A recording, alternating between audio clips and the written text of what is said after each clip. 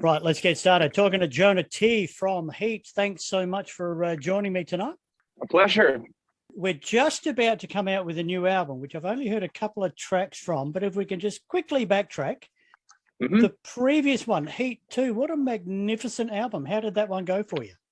It went very well. I mean, if you look at, streaming wise, it's probably our best album to date. Everything was kind of set up to have a great tour, but then pandemic and the rest is history. So we kind of had to pause everything, and then Eric left the band, obviously. So it didn't turn out exactly as we planned, but here we are.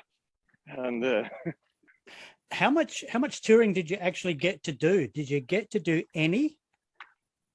We did. I think we did Monsters of Rock cruise in the Caribbean, and we did 2 shows, one in Stockholm and one in Gothenburg. And we were just on our way to Japan when lockdown started. So yeah, it was a real shit time for everybody, especially bands with not being able to play and earn an income. So what did do you have a regular job?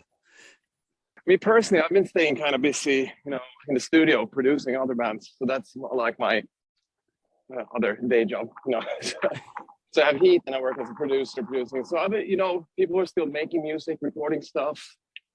So I've actually managed pretty all right during the pandemic. But I've seen so many people suffer. The runs, musicals, shows, theaters, everything. It's just been a mess. But for me personally, it's been all right. And also for the band, getting Kenny back in the band was like perfect timing for us to kind of integrate him into the band again, start writing new music instead of just starting touring. It was a real unique situation, isn't it? Because Eric was in there for a while, and then he's departed, and then lo and behold, Kenny's come back. How did that all eventuate? What happened with Eric? Was it not working out for him? Did he need a break? Was pandemic the nail, if you like? It had been kind of growing for a while. Actually, as early as 2015, you could tell he was kind of getting tired of touring. We make money, but you can't just do H.E.A.T and make a living. We couldn't do it. I don't know what now. We haven't really tried it, but so it is a bit of a struggle when you're building a band, and I think it took a toll maybe on him more than others, and eventually that led to him not wanting to tour that much because he wanted to do other stuff, So he started. He's like a real entrepreneur. He did startups. He started, do these. What do you call them? When you speak in front of people, tell him about his career and blah blah blah. Doing other stuff and some musical ventures. Started doing music managing and stuff like that, So, and then I just think he just didn't have the same motivation as the other guys, and you could kind of tell, but because when we were out touring, we had a great time. Everything was awesome, but then he kind of got back, and you could feel he was kind of distancing himself a bit, and. Well, we just asked him, man, how is everything? Yeah, and everything, all the talks, we talked like grown-ups, and we came to the conclusion that he should move on. So what happened with Kenny? Did you give him a call? Did you run into him down at the coffee shop? How did that come about? Basically, Dave had been writing music with Kenny, and they were in touch pretty much. And he kind of knew that Kenny wanted to be back in the band. And actually, Kenny texted me, I think it was 18, 19, and said, hey, man, hope everything's good. Just so you know, I want to go back in the band. I was like, well, that's going to be kind of hard because we have Eric in the band and, we can just swap. And, So, well, we will see. Who knows in the future if Eric don't want to be in the band anymore? We can speak about it, and that happened. So we kind of knew that he wanted to get back, and it was we didn't even look at other options. We considered it, but then we figured like, well, we should just ask Kenny and see how his voice is and how he feels. It turns out he felt very much like going back, and his voice sounded great. So it was just the perfect match. And it's awesome to keep it in the family, as we did with when Eric Rivers left, Dave came back to the band. So it turned out amazing, I think. So new album, Force Majeure, coming out very soon, and you're touring shortly thereafter, and you're coming to Australia in September, which we're very excited about. That must be something good to look forward to on your behalf. Oh yeah, same here. I mean, looking forward to it so much. It's going to be a blast.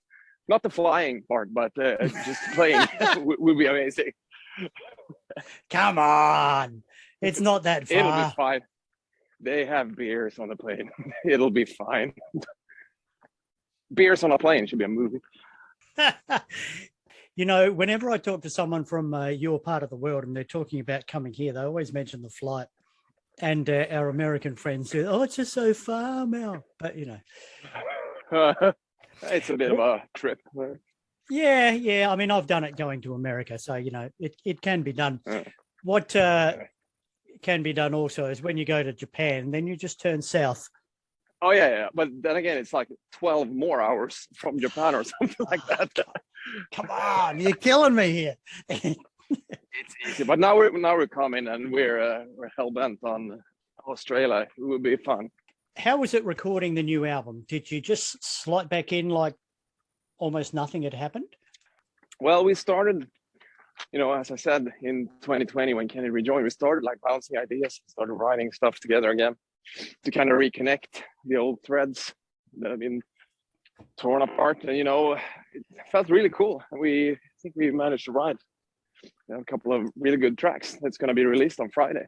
So I've heard a couple of tracks and they are really good. So I am looking forward to hearing the rest of the album and hearing some of it live when you come down here. Now you're bringing Crazy Licks with you. Oh yeah. Have you played with those guys before? Yeah, many times. In Sweden, played in Chicago together. We've been, I mean, we know the guys from, like, I think it was the third H.E.A.T show or something like that in Stockholm in 2007. Crazy Licks were headlining. So, they've always been around, like, parallel careers to ours. And we're good friends. And I think that it's a really fucking great live band. And the music is meant to be heard live. So people coming to the shows are going to have a great time, I think. I think we're in for a good time. September the 8th in Sydney, 9th in Melbourne, 10th in Brisbane, the 11th in Adelaide. 4 shows in a row. We're hitting you hard. Oh, yeah. Anything else you wanted to chat about, mate? As I said, we're super excited to come down and play Australia for real for the first time, and it's going to be a blast. We're going to bring a high energy show, and people are in for a treat. Now, you guys have been around for a while. So how's your view on... You would have seen the market, the world change, going from vinyl, CD to MP3 to streaming. I mean, vinyl's making a bit of a resurgence, but how's your view on the streaming? I mean, it's you gotta just embrace it at this point. It's just too convenient. I have Spotify, I pay for it, and it's just, I have all the world's music in my pocket. It's too good to say no to, when it comes to, I haven't bought a CD in I don't know, 10 years, so I'm a part of, if you want to call it a problem, but I think it's great. And I think, I would have loved to be, in the 90s where the CD was a thing. You can actually sell records. You went out touring to promote the sales of the records, and you were making money. I do, we do make a little amount of money from record sales and a tiny amount from streaming, but we really have to go out touring to earn our keep. But it is what it is. We haven't really experienced that how it used to be. So, but I've heard the myths and the legends about people actually making good money from music. I'm not complaining though. I can do what I love for a living, so I'm not. And you get to see many exotic places like Australia, so that's one thing. Absolutely. I mean, it's all about living while alive. How do you go living out of a suitcase? This is one thing that's always intrigued me. And when I went on holiday with my wife a few years ago, we went to the US and we only stayed in 5 cities. But I said to her a couple of times, how do these bands do it? Different place every night. I mean, if you're on a tour bus, you're probably sleeping in the same bed every night and it's just driving somewhere during the day. But flying, different bed every night, suitcase. How do you go? You just roll with it. I mean, it's actually nicer, I think, well, actually not the flying part, but like actually just staying at hotels is kind of nice. When you do like a 3-4 week European tour, you go with a nightliner, you sleep on the bus. That's also nice because then you kind of remove the whole traveling part. You just sleep when you wake up at the venue the day after. And you know, venues, it looks the same. They have bread and the beer. And you live on sandwiches for a month. And maybe you get some chicken for dinner, but no. But it's all great. I mean, when you have a time, you know, just being able to see, you can spend like when you actually have a day off. We went the last tour, went into Paris, had a day there. You know, took in to a nice hotel, and I mean, it's amazing to be able to see all these sites, and you know, and also it's like, do I actually make money from doing this? Is this weird? You know, it's so cool. Hey, thanks so much for taking the call.